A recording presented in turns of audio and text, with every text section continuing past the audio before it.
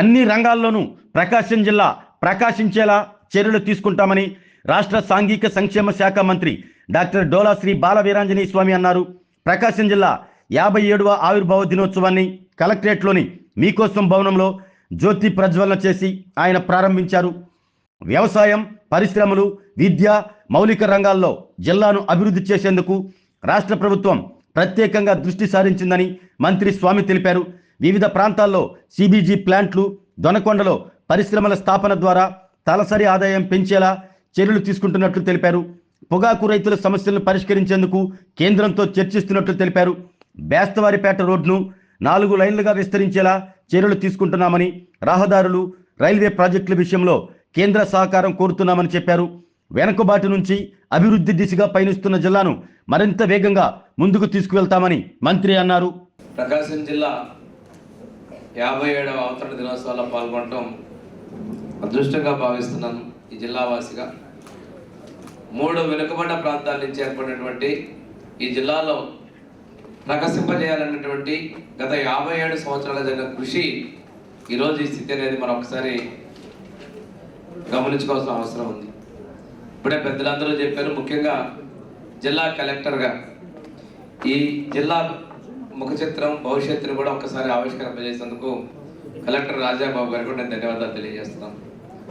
ఈరోజు ప్రభుత్వం రాష్ట్రంలోని అన్ని ప్రాంతాలు సమాన అభివృద్ధి చెందాలి అనేటువంటి నిర్ణయంతో తీసుకున్నటువంటి అమరావతి ఎకనామిక్ జోన్లో కూడా మనం ఉన్నాం.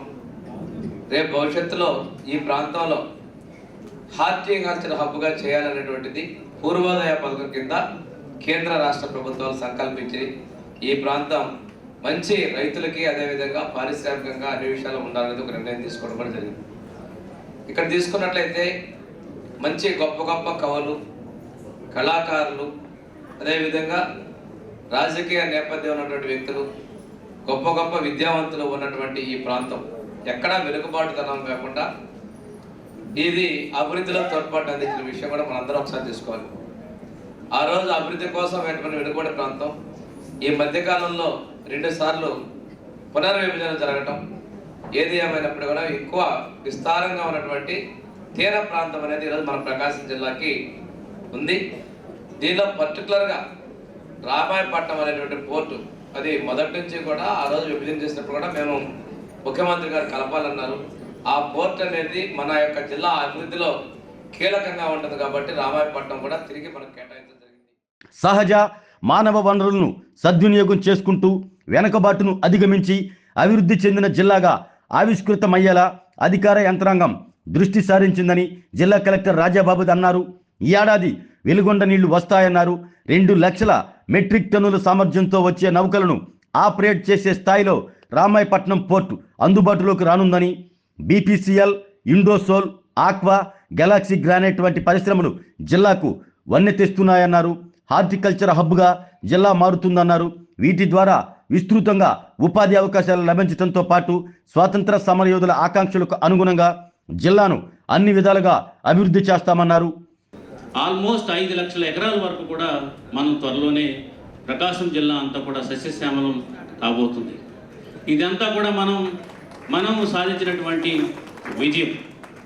రెండోది, ఏదైతే గవర్నమెంట్ ల్యాండ్ కింద ఉందో ఇదంతా కూడా మనకి ప్రైవేట్ ఇన్వెస్టర్స్కి ఇండస్ట్రీ పెట్టడానికి అన్నింటికి కూడా అనువుగా మారడంతో ఇండస్ట్రీస్ అన్నీ కూడా ఈరోజు ఇక్కడికి రావడం అనేది జరుగుతుంది. దీంతో మనకి విపరీతమైనటువంటి ఎంప్లాయ్మెంట్ రావడానికి అవకాశం ఉంది.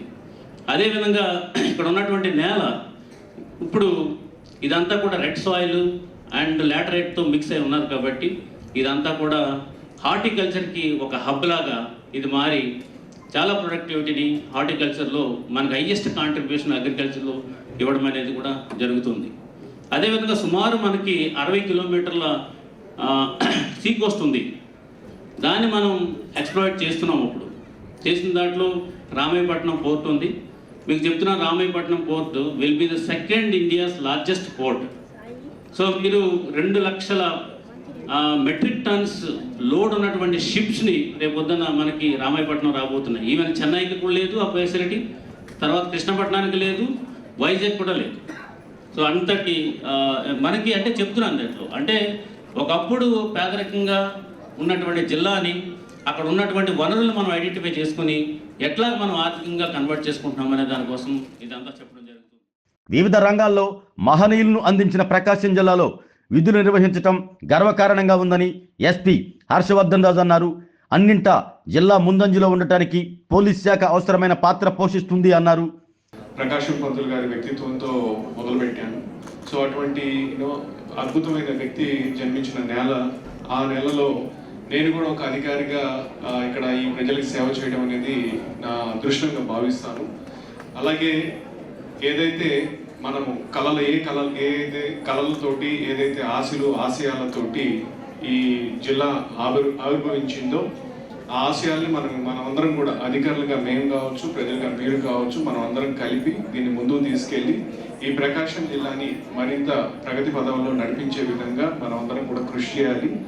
ఈ ప్రాంతాన్ని మన ఆంధ్ర రాష్ట్రంలోనే ఒక మంచి జిల్లాగా, అన్నిట్లో కూడా ముందుండేటటువంటి జిల్లాగా తీసుకెళ్లేటటువంటి బాధ్యత మనందరి మీద ఉందని భావిస్తూ, ఇందాక మనం జాయింట్ కలెక్టర్ చెప్పినట్లు మేమందరం కూడా, నేను కానీ కలెక్టర్ సార్ కానీ అందరం కూడా మీకు మరింత మెరుగైన సేవలు అందిస్తూ ఈ జిల్లాని మరింత ముందుకు తీసుకెళ్లే విధంగా కూడా కృషి చేస్తామని చెప్పి తెలియజేస్తూ, సమగ్ర అభివృద్ధికి అవసరమైన అవకాశాలు జిల్లాలో పుష్కలంగా ఉన్నాయని జాయింట్ కలెక్టర్ కల్పన కుమారి తెలిపారు.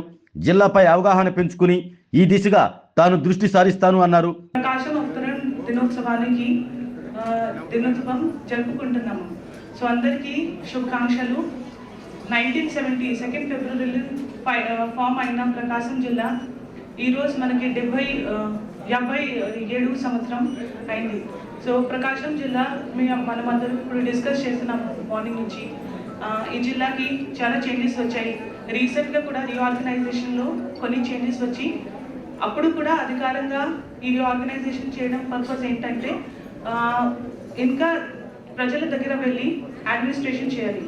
ఇప్పుడు కూడా ఈరోజు కూడా మనం ఆ ఉద్దేశంతో ఒక కొత్త ప్రకాశం జిల్లా బౌండరీస్ ఫామ్ చేసుకొని ఆ ఉద్దేశంతో పనిచేస్తున్నాము.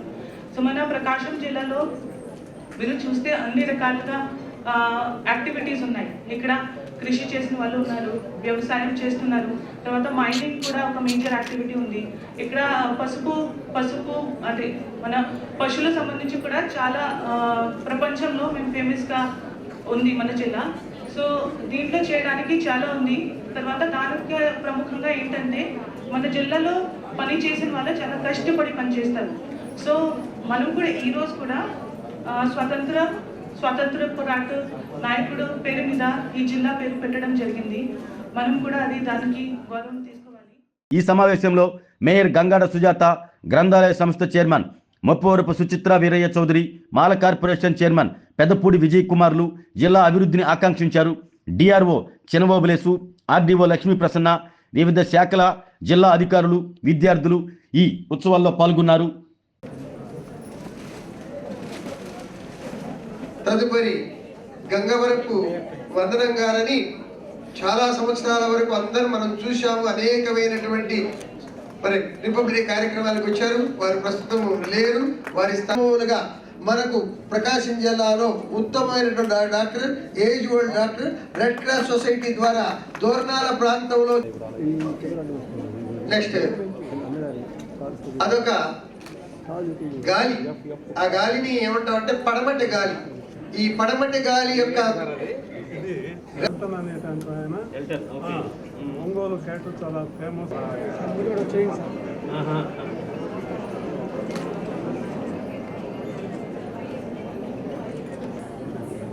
కింద బాగా కింద వస్తున్నారు సార్. చూడండి సార్ చూడండి సార్.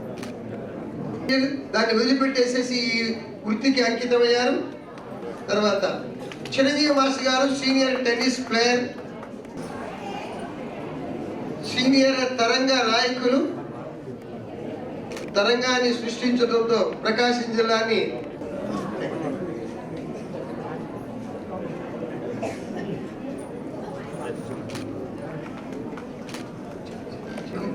ఎస్ఏ రేటింగ్ అందరూ వచ్చేసాడు ముందుకు. ఏ బ్యాచ్ కా బ్యాచ్ ముందు ఎస్ఏ రేటింగ్ ర్యాంక్. తర్వాత ఎస్ఏ రేటింగ్ వాళ్ళు నిల్చోండి. నెక్స్ట్ ఎస్ఏ రేటింగ్ వాళ్ళు రెడీగా ఉండండి. లిఖిత వచ్చేది 9th క్లాస్ శ్రీ సూర్య విద్యానికేతన్ రెడీగా ఉండాలి. డ్రాయింగ్ క్లాస్ లో సిహెచ్ఎన్వి మహేష్ రెడీగా ఉండండి.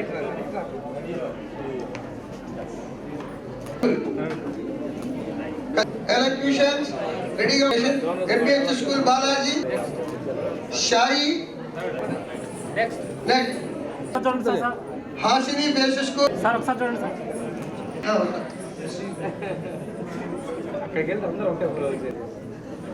నెక్స్ట్ ఆ కనులలో కళలను అద్భుతంగా మన ఆరోగ్యమే మహాభాగ్యం అంటారు, కానీ ఆరోగ్యాన్ని నమ్మకంగా కాపాడే స్థానం ఎక్కడ? ఇది ఒంగోలులో మీకు దగ్గరగా మన Venkataramana nursing home private limited. Caring your life 54 విశ్వాసంతో ఇది ఒక హాస్పిటల్ కాదు, ఇది ఒక విశ్వాసం.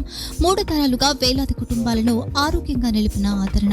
మా నిపుణుల వైద్య బృందం మా దగ్గర అనుభవం కలిగిన బృందంలో అందించే సేవలు neuro surgery, general medicine, diabetes, pulmonologist, general surgery, ophthalmology, urology, orthopaedic, ENT, paediatrics, dental surgery, anaesthesiology, gynaecology, cardiology, emergency మరియు క్రిటికల్ కేర్. ఒంగోలులో ఆరోగ్యానికి ఒక కొత్త శకం ప్రారంభమవుతుంది. వెంకటరమణ ఐ హాస్పిటల్ ప్రారంభించబడింది. కంటి ఆరోగ్యానికి ప్రత్యేక పరిష్కారంగా ప్రభుత్వ ఉద్యోగులు, రిటైర్డ్ ఉద్యోగులు మరియు వారి కుటుంబ సభ్యుల కోసం EHS ద్వారా వైద్యం, క్యాష్లెస్ సేవలు, Mediassist, Star, GHPL, Aditya Birla, Bajaj Allianz మరియు ఇతర ప్రముఖ హెల్త్ స్కీమ్లు అందుబాటులో ఉన్నాయి. ఆరోగ్యశ్రీ, డాక్టర్ NTR వైద్య సేవా నిధి అందుబాటులో ఉన్నాయి. చిరునామా RTC బస్ స్టాండ్ ఎదురుగా, Kurnool road, Ongole. Phone number 08592282623, cell number 9100679099, eye hospital number 9866484770, website www.venkatramanarsinghome.com, Facebook www.facebook.com/VKRNH. Venkataramana nursing home, 3 తరాల విశ్వాసం, నూతనతతో కూడిన సేవ. మేము కేవలం చికిత్స చేయము, మేము శ్రద్ధ వహిస్తాం, పరిరక్షిస్తాం. సేవ చేయడం మాకు ధ్యేయం.